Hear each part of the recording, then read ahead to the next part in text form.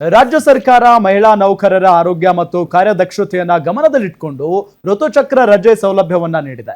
ಆದರೆ ಅಚ್ಚರಿ ಅನ್ನುವಂತೆ ಋತುಚಕ್ರ ರಜೆ ಪ್ರಶ್ನಿಸಿ ವಿವಿಧ ಕಂಪನಿಗಳ ಮಹಿಳಾ ಉದ್ಯೋಗಿಗಳಿಂದಲೇ ಹೈಕೋರ್ಟ್ಗೆ ರಿಟ್ ಅರ್ಜಿ ಸಲ್ಲಿಸಲಾಗಿದೆ. ಆದೇಶ ರದ್ದುಪಡಿಸುವಂತೆ ಮನವಿ ಮಾಡಿಕೊಂಡಿದ್ದಾರೆ. ರಾಜ್ಯ ಸರ್ಕಾರದ ಆದೇಶ ಸಮಾನತೆ ಹಕ್ಕಿಗೆ ವಿರುದ್ಧ ಆಗಿದೆ. ಮಹಿಳಾ ಉದ್ಯೋಗಿಗಳ ನೇಮಕಕ್ಕೆ ಕಂಪನಿಗಳು ಹಿಂದೇಟು ಹಾಕ್ತಾರೆ.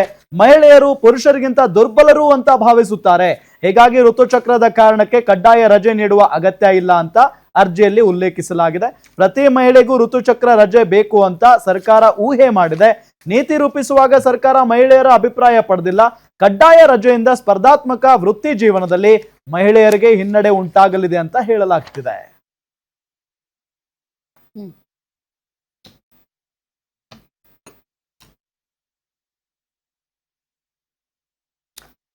ಅಲ್ಲ, ನೀವು ಎಲ್ಲಿ ಕೆಲಸ ಮಾಡ್ತಿದ್ದೀರಿ ಅನ್ನೋದು ಡಿಪೆಂಡ್ ಆಗುತ್ತೆ. ಯಾಕೆ ಅಂತಂದ್ರೆ ಇಂತಹ ವಿಚಾರಗಳಲ್ಲಿ ಸೂಕ್ಷ್ಮತೆಯನ್ನ ಪ್ರದರ್ಶನ ಮಾಡುವಂತ ಕಂಪನಿಗಳು ಇರ್ತವೆ. ಹೌದು, ನೀವು ಸರ್ಕಾರಿ ನೌಕರರನ್ನ ಕೇಳಿ ನೋಡಿ, ಅವ್ರು ತುಂಬಾ ಖುಷಿಯಿಂದ ಈ ರಜೆನ ತಗೊಳ್ತಾರೆ ಅಂತ. ಮತ್ತು ಈಗ ಏನು ಕೋರ್ಟ್ಗೆ ಹೋಗಿದ್ದಾರೆ ಅವರು, ಹೌದು ಸ್ಪರ್ಧಾತ್ಮಕ ಜಗತ್ತಿನಲ್ಲಿ ಆತರ ಯಾವುದೇ ರೀತಿಯಾದಂತಹ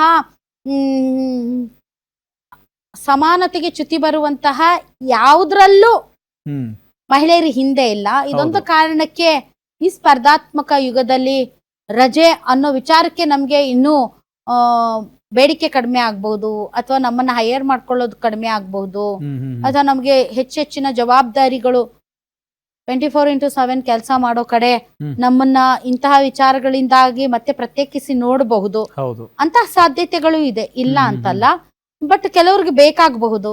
ಕೆಲವೊಬ್ರಿಗೆ ಅಂತಹ ದಿನಗಳಲ್ಲಿ ತುಂಬಾ ಅನ್ಬೇರೇಬಲ್ ಪೇನ್ ಇರಬಹುದು, ಅಥವಾ ಕೆಲಸ ಮಾಡೋದಕ್ಕೆ ಆಗದೆ ಇರುವಂತಹ ಸಮಸ್ಯೆಗಳಿರ್ಬೋದು. ಅಂಥವ್ರಿಗೆ ಈ ರಜೆ ಒಂದು ವರದಾನ. ಸೊ ಅವ್ರು ಎಲ್ಲಿ ಕೆಲಸ ಮಾಡ್ತಾರೆ, ಯಾವ ಸ್ಥಿತಿಗತಿಗಳಲ್ಲಿ ಕೆಲಸ ಮಾಡ್ತಾರೆ, ಅವರ ಆರೋಗ್ಯ ಪರಿಸ್ಥಿತಿ ಏನು, ಮತ್ತು ಅವರ ಎಂಪ್ಲಾಯರ್ಗಳ ಮನಸ್ಥಿತಿ ಏನು, ಇದೆಲ್ಲದರ ಮೇಲೆ ಡಿಪೆಂಡ್ ಆಗುತ್ತೆ. ಬಟ್ ಡೆಫಿನೆಟ್ಲಿ ರಾಜ್ಯ ಸರ್ಕಾರದ ಈ ತೀರ್ಮಾನ ಏನಿದೆ, ಇದನ್ನ ನಾನು ತುಂಬಾ ಹೃದಯದಿಂದ ಸ್ವಾಗತಿಸ್ತೀನಿ. It's my personal opinion.